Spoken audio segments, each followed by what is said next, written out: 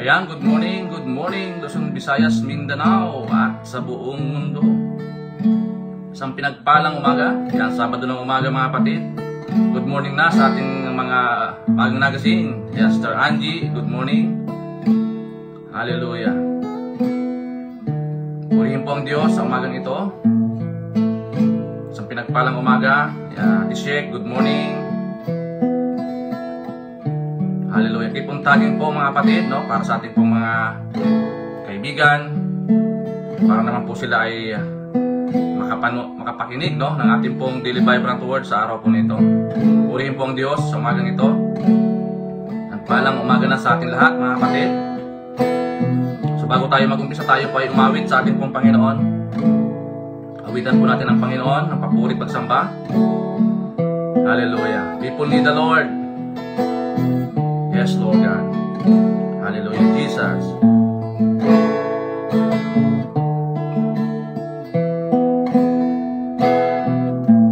Every day they pass me by. I can see it in their eyes.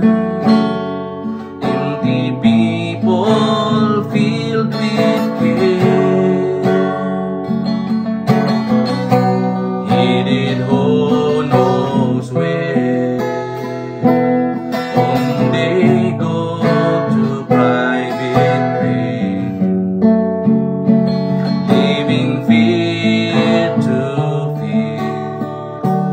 Laughter hides their silent cry. Only Jesus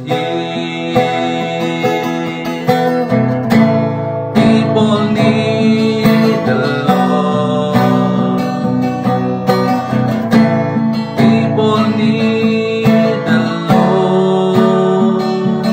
At the end of broken dreams, it's the open door. People need the Lord. Yes, oh God. People need the Lord. Will be realized. People need the Lord. Hallelujah. People need the Lord. People need the Lord. People need the Lord. At the end of broken dreams, it's the open door. People need the Lord. People need the Lord. People need the Lord. When will be realized? People need the Lord. So close suddenly, you're holding me now in your hands. I belong. You'll never let me go. And so close, I believe. You're holding me now in your hands. I belong. You'll never let me go. So close, I believe. You're holding me now in your hand. I belong. You'll never let me go. You'll never let me go. You'll never let me go, Jesus. You'll never let me go.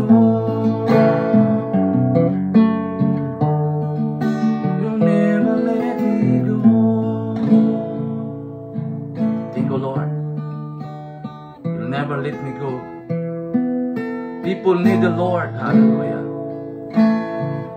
Hallelujah, Jesus. people need the Lord. Hallelujah. Oh Lord, salamat po sa umagang ito, Panginoon. Umagang kay ganda. Salamat, Panginoon Diyos, sa pagising sa amin. Salamat po na marami, O Lord God. Pag-iingat mo, O Diyos, sa araw po na ito. Tunay nga, Lord, amin pong pinagkakatiwala ang aming daily vibrant word sa araw po na ito. Ang iyong gawain, Panginoon, Lord. Ikaw po maghari, Lord. We live unto you everything today. Ikaw po maghari, mangusap.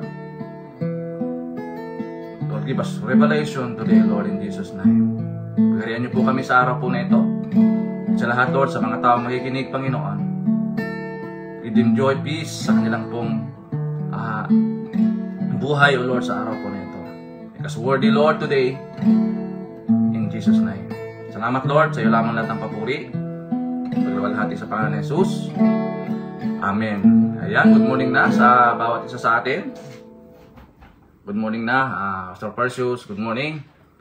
Okay, so salamat po sa Panginoon sa napakaganda pong revelation sa kanyang awitin, no? Na people need the Lord. Ito po ay related po sa ating pong topic ngayong umaga. Ang ating pong title, mga kapatid, Embrace God's Mission.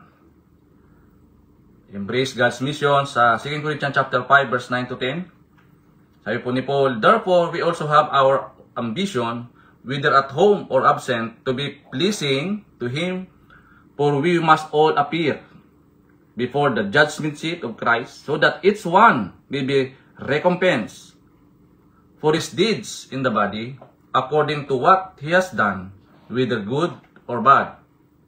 Sa Tagalog po, sabi dito, kaya naman ang pinakananais namin ay maging kalugod-lugod sa kanya maging nasa katawang lupa o maging nasa piling niya, sapagkat lahat tayo ay haharap sa hukuman ni Kristo at tatanggap ng nararapat ayon sa ating mga gawang mabuti o masama nang tayo ay nabubuhay pa sa katawang ito. Yan po na po ang pagkabasa ng dakilang salita ng Diyos. Sabi pong recompense, no? Kabayaran, mga kapatid, no? So ating pong topic, no, sa mga kakatune in pa lamang, embrace God's mission. Yakapin mo ang mission ng Diyos. Marami na po tayong napag-usapan tungkol po dito sa mission, no, mga kapatid. Kasi po ito po yung pinaka heartbeat ng ating Panginoong Hesus, yung mission. Alam niyo po, marami pong mga tao punong-puno ng konsumisyon kasi wala silang malinaw na misyon sa buhay. Magulo. Hindi nila alam yung kanilang purpose, bakit sila nandito sa mundong ito. Sabi nga natin ng ating pong napag-aralan before, yung purpose to live in life, you are not an accident. No? Hindi tayo aksidente dito sa mundong ito. Tayo po ay kinreate ng Panginoon ayon sa kanyang wangis. Meron pong purpose, may mission po ang Panginoon sa atin.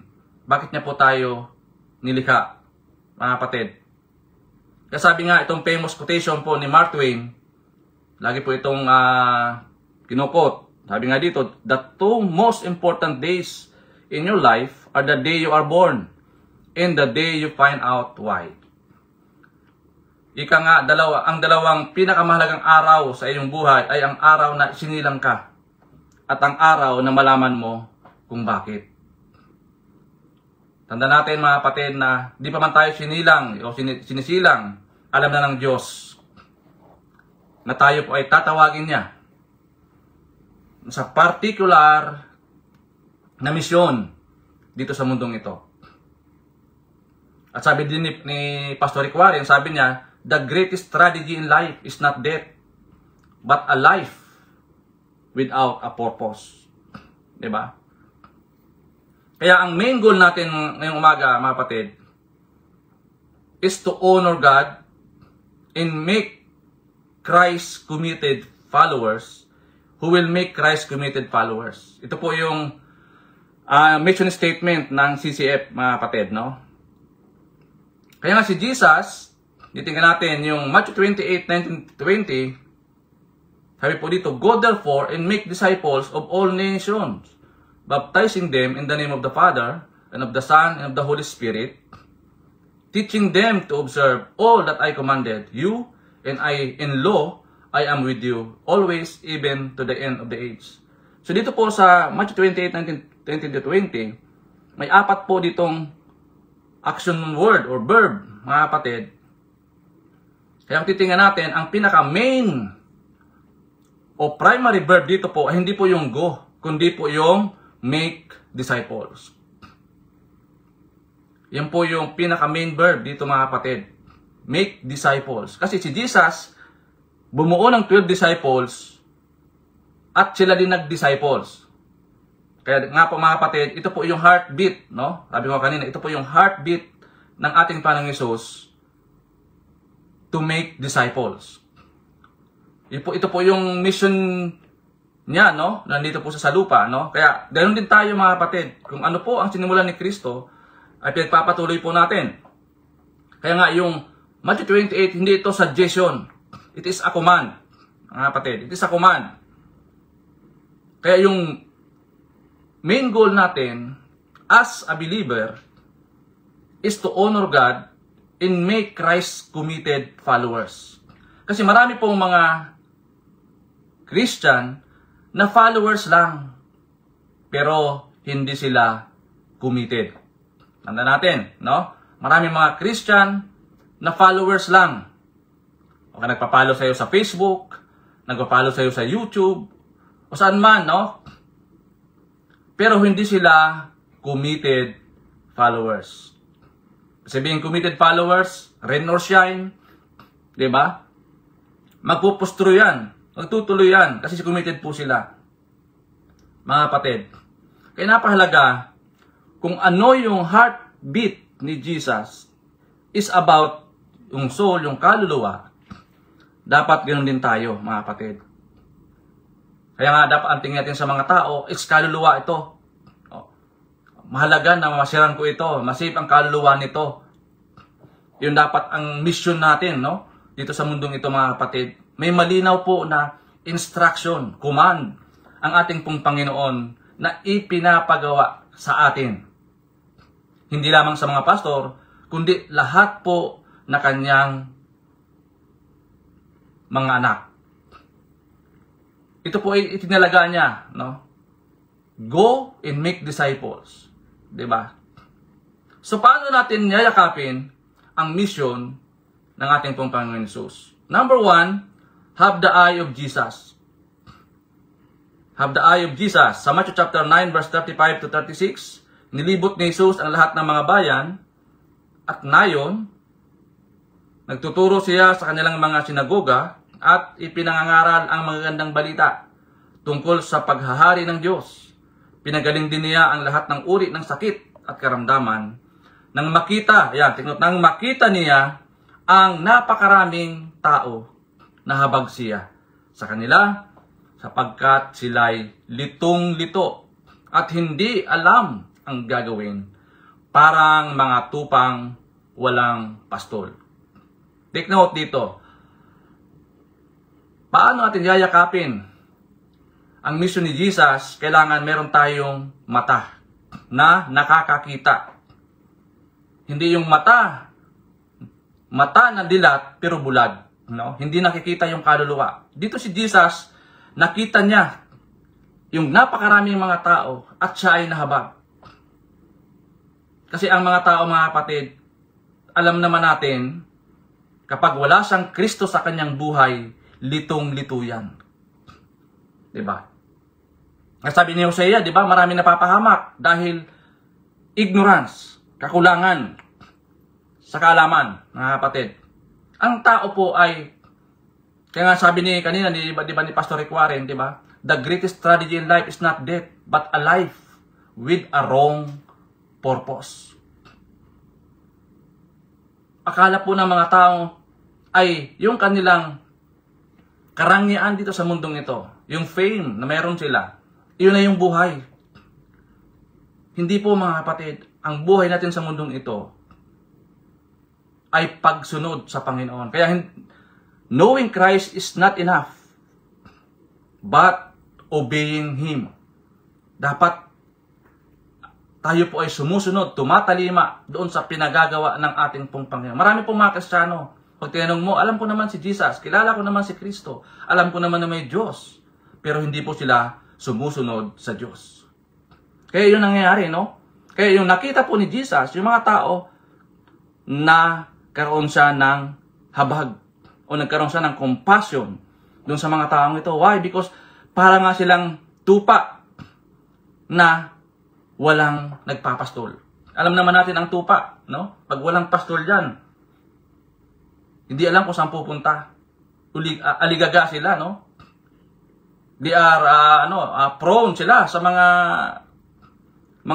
kalabang, mga hayop, no? Kasi nga, wala silang nagagayad sa kanila, mga kapatid. Ganun po si Jesus, nakita niya yung tao, may pangangailangan. Kaya nga, hindi siya nagdalawang isip na sila po ay sakluluhan at idisipulo. Turuan, i-disciple, at the same time, mga kapatid, alagaan. Ganun po tayo, mga kapatid. Kaya nga sabi ko, knowing Christ is not enough unless you obey Him. Kaya yung kinanta natin kanina, di ba? People need the Lord.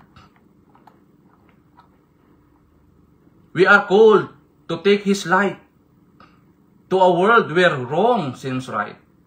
What could be too great a cause for sharing life with one who's lost? Through His love, our hearts can feel all the grief they bear. They must hear the words of life only we can share. Kaya kung ano po mayroon tayo, yun lang din po ang masishare natin sa mga taong ito. Kung tayo po ay kulang sa kaalaman, mga kapatid, kaya yun minsan ang nagiging hindrances, nahihisitan tayo na mag-share sa mga tao dahil tayo po ay kulang sa kaalaman. Tanda natin mga kapatid, na si Jesus, nakita niya yung mga tao, nahabag siya. Dahil alam niya, yung mga taong ito ay litong-lito at walang magandang patutunguhan. At marami po sa panahon natin ngayon, marami pong taong naliligaw ng landas. Maraming mga tao sa paligid natin hindi alam ang gagawin.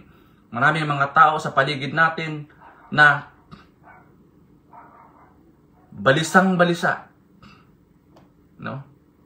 Kaya marami sa atin, minsan nagtitik sa atin, tumatawag sa atin, Pastor, pakipag-pray naman, no?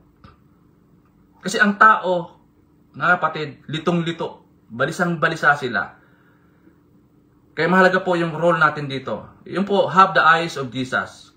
And number 2, have the heart of Jesus. Have the heart of Jesus. Doon sa Matthew 9:36, He felt compassion for them because they were distressed and dispirited like sheep without a shepherd. Nahabag po ang Panginoon.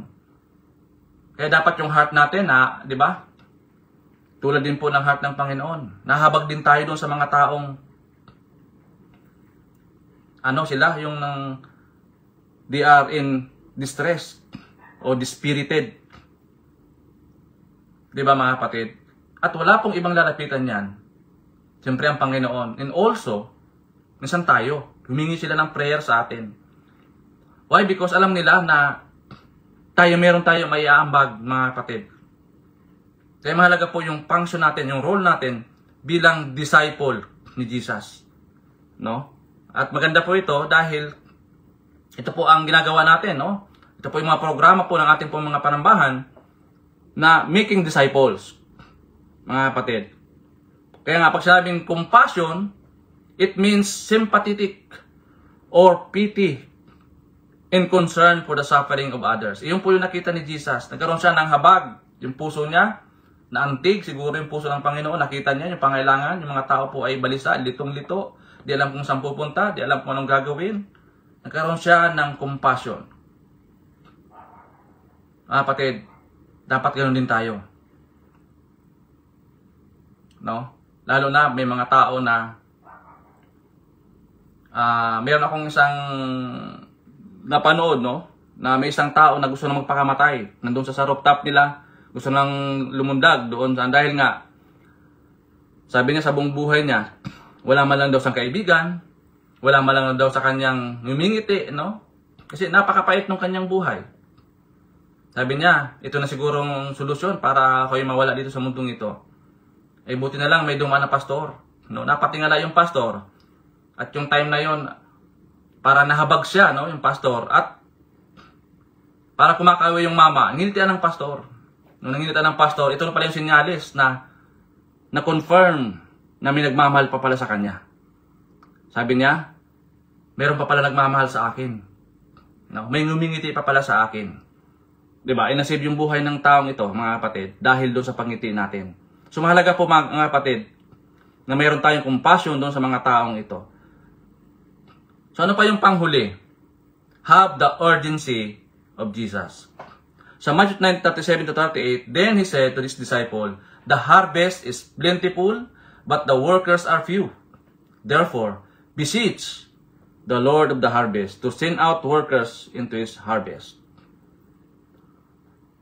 Urgent na po ito, mga kapatid.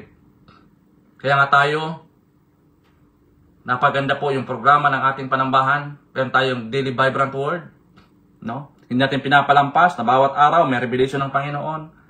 May dealing ang Panginoon sa atin. Iba-iba po yung mga revelation ng Diyos sa bawat speaker. So mahalaga na tayo po ay nakikinig. Nagbubukas ng ating mga cellphone o laptop man. No? Para pakinggan yung word ng ating pong Panginoon sa bawat umaga. Kaya nga, have the urgency. Mga kapatid, it is a must na kailangan natin i-share ang gospel. Sabi nga kanina, hindi ito suggestion, kundi ito ay command ng ating Panginoon to go and make disciples of all nations. Sabi nga sa binasa natin, di ba? The harvest is plentiful, but the workers are few. Hinug na, handa na, pwede nang anihin. Ngunit sabi dito, kukunti yung mga mang-aani.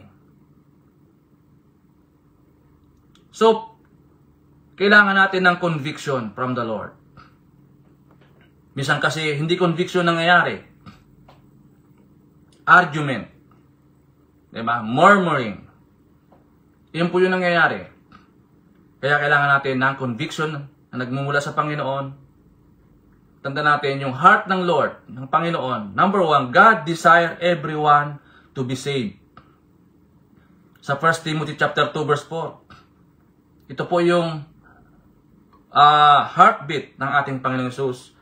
He desire everyone to be saved. Why? Because people, sa number 2, people are lost. Sa Romans chapter 3 verse 23. Ang tao po ay, sila po ay nagkanya-kanya. No, litong-lito.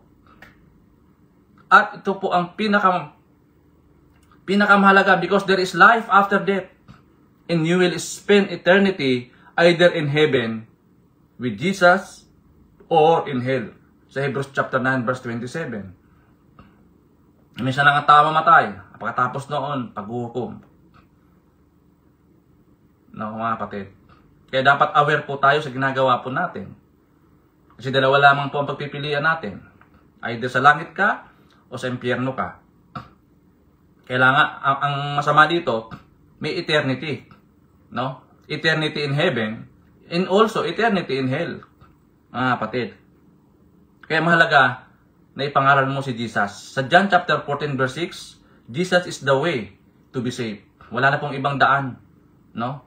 Malibang kay Kristo. Because sabi niya, I am the way, the truth, and the life.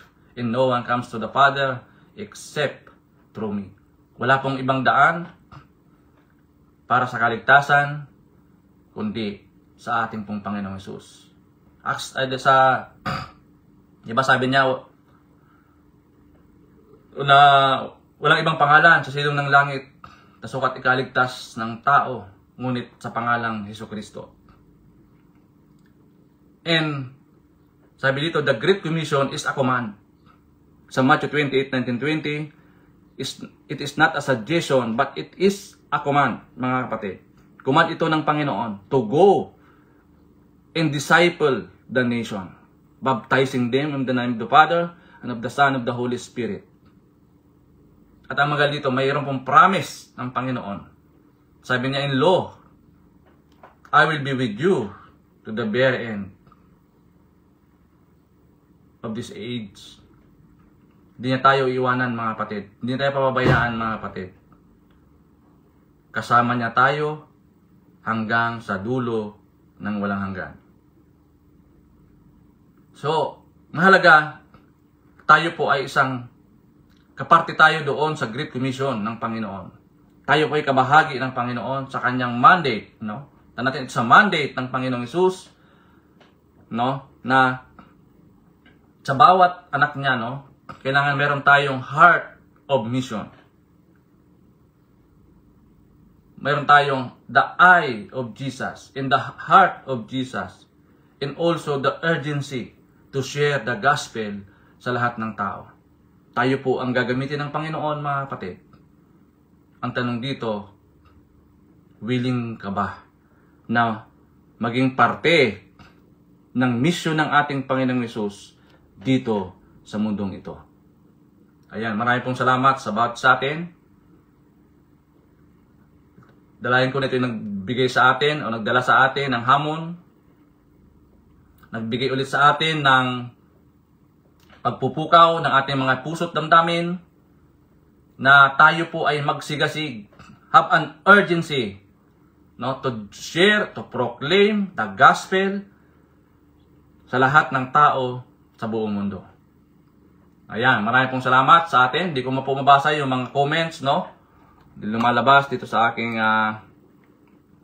cellphone. So anyway, marami pong salamat sa bawat isa sa atin sa 25 viewers natin. No, sila po yung mga Kuya Boyet, yan, good morning.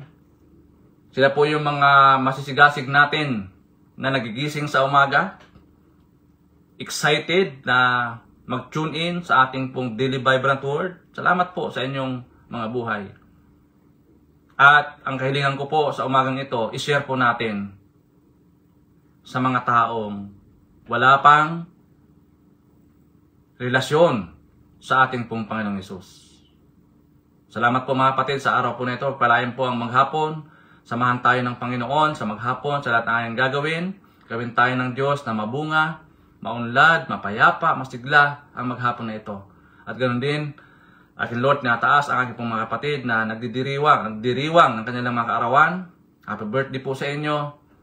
Ganoon din po ang mga anniversary, mga wedding anniversaries, no? Kami po nakikigalak sa inyong mga celebration sa araw po na ito. Pagpalain po tayo ng Panginoon. Ganoon din, Lord, dadalahin ko din po, Panginoon, yung mga kapatid namin na meron pong karamdaman ngayon araw. Father God, Lord, touch their lives, Lord. Ipadali mo po ang kagalingan na nagmumula sa iyo. Lord, sabi mo sa iyong salita na sa iyong mga latay kami nagsigaling, Panginoon.